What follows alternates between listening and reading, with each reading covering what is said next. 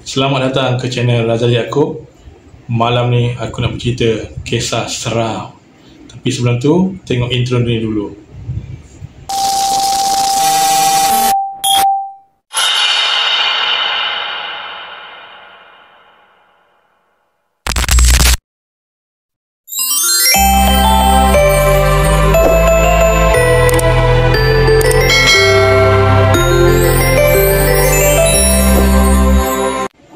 Okey, saya nak ceritakan satu kisah seram. Kisah ni bermula semasa saya bekerja di Cyberjaya di sebuah klinik. Okey, cerita ni bermula macam ni. Masa tu saya nak balik kerja.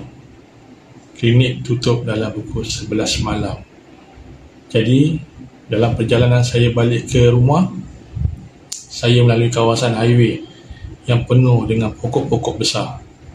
Pada satu tempat ni, tiba-tiba motor saya mati enjin dia. Saya cuba start banyak kali, tapi tak boleh nak start. Jadi saya cuba start pun tidak boleh start. Saya cuba tahan motor yang lalu lalang kat situ, tapi tak ada seorang pun yang cuba nak berhenti untuk tolong saya dan bagi lampu tinggi. Terus beredar. Sampailah satu masa tu, ada seorang uncle ni yang bawa kereta Nissan Sunny. Dia kata dengan saya, cepat kita beredar dari sini. Lepas tu saya cakap dengan uncle tu, macam mana uncle nak towing kereta motor saya ni? Saya nak pegang apa? Okey, cermin belakang ni saya buka. Cermin pintu belakang belah kiri saya buka. Uncle tu suruh saya pegang pintu belakang belah kiri dia. Dia buka cermin belakang. Jadi saya peganglah pintu tu sampai melepas tol, dan uncle tu berhenti, keluar dari kereta dia dan bercakap dengan saya, cuba kamu start semula motor kamu tu. Jadi saya start motor saya semula tu. Sekali je saya tendang starter motor saya tu, terus boleh hidup motor saya. So saya tanyalah uncle tu, kenapa uncle kata suruh beredar cepat-cepat daripada tempat tu? Uncle tu kata ada sesuatu di atas kepala kamu.